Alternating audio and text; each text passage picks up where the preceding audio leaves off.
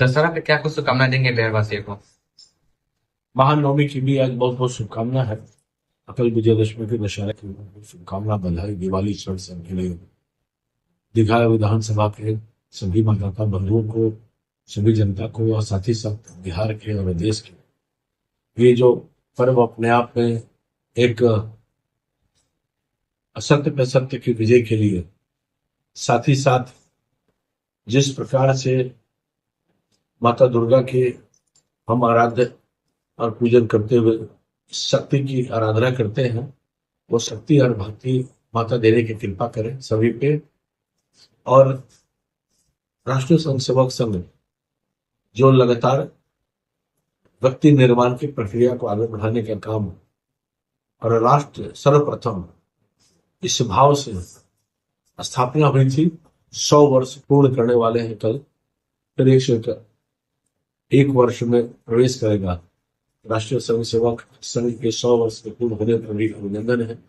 सभी स्वयंसेवक ऐसे, मैं भी स्वयंसेवक के नाते काम किया, मुख्य शिक्षक से लेकर कारवा से लेकर ऐसे असंख्य जितने लोग हैं, सभी विभिन्न क्षेत्रों में भी संघ के लोग काम कर रहे हैं, स्वयंसेवक बंधु काम कर रहे हैं, तो उसकी भी शुभकामना है।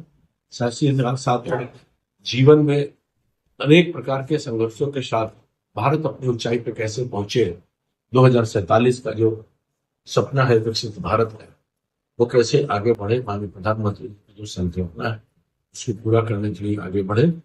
2025 फिर से नीतीश, ये निश्चित तौर पर ये पूरा एनडीए का जो गठबंधन अपना है, 2025 में प्रचंड बहुमत के साथ एनडीए गठबंधन फिर वापसी बिहार की सेवा के लिए होता है। दशहरा के जस्ट कुछ दिनों में आचार संहिता लगने वाला है। कितना चुनौतीपूर्ण रहेगा ये चुनाव आपके लिए?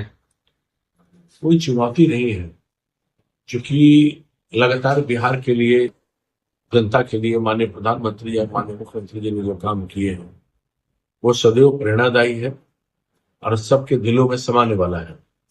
यदि योजना का अगर एक एक नाम जुड़ाएंगे तो बहुत समय लगेगा। अनेक प्रकार की योजना है, वो मुख्यमंत्री उद्यमी योजना से लेकर जिसके अंतर्गत 10,000 रुपये प्रत्येक महिलाओं को परिवार के अंतर्गत, फिर 2 लाख रुपया मिलेगा।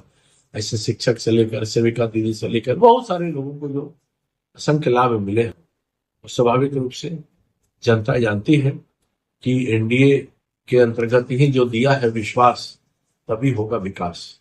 जनसुराज वाले प्रशांत किशोर लगातार आपके शीर्ष नेताओं पे हमला बोल रहे हैं, कभी सम्राट चौधरी, कभी मंगल पांडे, तो अशोक चौधरी पे लगातार हमला बोल रहे हैं कि चोर चोर कह रहे हैं, खुलासे कर रहे हैं।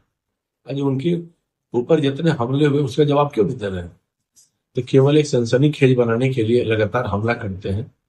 लाख लोगों ने सब प्रमाणिकता और प्रमाण देने का भी काम किया है, पर उनकी हुई लगे आरोप है, उसको भी बताना चाहिए। कहीं चुनाव का वक्त है, छवि खराब धूमिल करने में लगे हैं।